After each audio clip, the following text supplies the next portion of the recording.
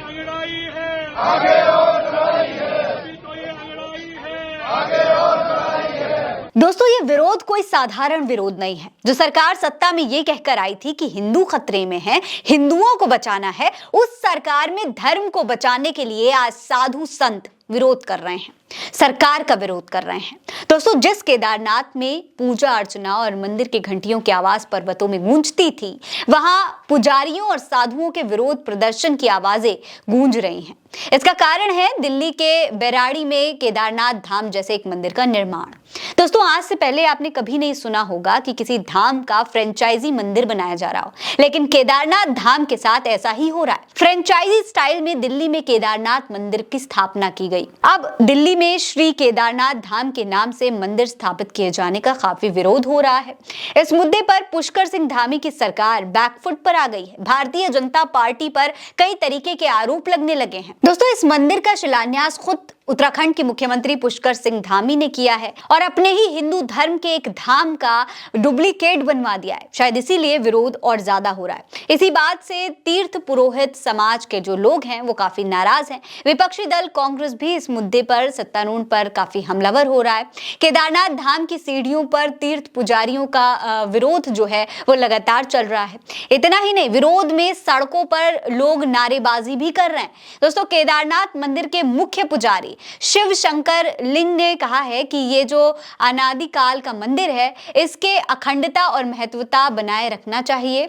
भगवान केदारनाथ जी सद्बुद्धि दे और कल्याण करे। जो इसकी दिव्यता है उसको किसी भी धार्मिक कार्य के लिए खराब ना करें और इसकी महत्वता को बनाए रखें। दोस्तों, केदारनाथ धाम के तीर्थ पुरोहित संतोष त्रिवेदी ने भी बयान दिया है। उन्होंने कहा कि हिंदू परंपराओं के साथ छेड़छाड़ करने का प्रयास किया जा रहा है, जिसे बर्दाश्त नहीं किया जाएगा। सरकार इस फैसले को शीघ्र वापस ले, नहीं तो देश में बड़ा आंदोलन होगा। यह हिंदू आस्था के साथ सनातन और वैदिक परंपरा का अपमान है। यानी कि अब भारतीय जनता पार्टी की सरकार बहुत बड़ी मुसीबत में फंस सकती है अगर इस पर कोई बहुत बड़ा फैसला जल्द से जल्द नहीं लिया गया। दोस्तों, उत्तराखंड में केदारनाथ मंदिर को लेकर मचे ये जो सियासी घमासान है, इसके बीच में ज्योतिष पीठ के शंकराचार्य स्वामी अविमुक्तेश्वरानंद सरस्वती का अहम बयान भी सामने आया है। सुनिए। हम ऐसे सभी लोगों से कहना चाहेंगे, अगर वो श्रद्धालु हैं तो उनको हम बताना चाहेंगे कि आपका ये कार्य उचित नहीं है। आप भगवान शिव का मंदिर कहीं भी बनाएं, उसमें किसी को आपत्ति नहीं है। विधि विधान से बनाएं, प्रतिष्ठा करें, पूजा करें, अर्चना करें, आशीर्वाद प्राप्त करें। लेकिन जो मंदिर जहां है उस मंदिर की प्रतिकृति बना करके और ये कहना कि वहां जो नहीं जा सकते वो यहीं आकर के पूजा कर लें और उसको फल मिल जाएगा, और जैसा मंदिर वहां पर बना है वैसा ही हूबहू बना करके कहीं पर खड़ा कर देना, ये उचित नहीं है। इन्होंने ये भी दावा किया है कि केदारनाथ धाम से बहुत बड़ी मात्रा में सोना गायब हुआ है। इतना बड़ा आरोप शंकराचार्य ने लगा दिया है। शंकराचार्य ने इसे सीधे तौर पर घोटाला करार दिया है। दोस्तों, शंकराचार्य अविमुक्तेश्वरानंद ने आरोप लगाते हुए कहा अपने एक और बयान में कि केदारनाथ में सोना घोटाला हुआ है, उस मुद्दे को क्यों नहीं उठाया जाता। वहां घोटाला करने के बाद अब दिल्ली में केदारनाथ बनेगा और फिर एक और घोटाला होगा।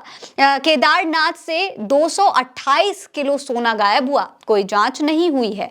इसके लिए कौन जिम्मेदार है? अब वो कह रहे हैं कि दिल्ली में केदारनाथ बनाएंगे। स्वामी अविमुक्तेश्वरानंद ने कहा कि ऐसा हो नहीं सकता है। आपको बता दें दोस्तों कि सरकार अब काफी बैकफुट पर आ गई है और मुख्यमंत्री पुष्कर सिंह धामी को खुद से सफाई भी देनी पड़ी है। पुष्कर सिंह धामी ने कहा कि हमारे ज्योतिर्लिंग का एक ही स्थान है और दूसरे स्थान पर धाम नहीं हो सकता है। स्थान पर मंदिर बनते हैं, केदारनाथ उत्तराखंड में है, दूसरे स्थान पर नहीं हो सकता है। लेकिन दोस्तों, सरकार अब दोनों ही मामलों में बुरी तरीके से फंसती हुई नजर आ रही है। एक तो मंदिर बनाना और दूसरा केदारनाथ में घोटाला। दोस्तों, केदारनाथ धाम से रातों रात 228 किलो सोना गायब हो गया। आज तक कोई जांच नहीं हुई, ये बड़ा सवाल है। आज की तारीख से अगर देखें तो इस सोने की कीमत करीब 250 करोड़ रुपए से ज्यादा है। और एक बात और, सोना डबल इंजन की सरकार के रहते हुए गायब हुआ है। उस सरकार में जो हिंदुत्व की बात करती है, जिसके समर्थक और नेता हिंदू राष्ट्र की बात करते हैं। अब सोचिए, जब हिंदू धर्म के धाम की रक्षा ठीक से नहीं हो पा रही है तो हिंदू राष्ट्र तो बड़ी दूर की बात है। फिलहाल इस खबर में इतना ही। ये खबर आप उल्टा चश्मा यूसी पर देख रहे हैं। नमस्कार।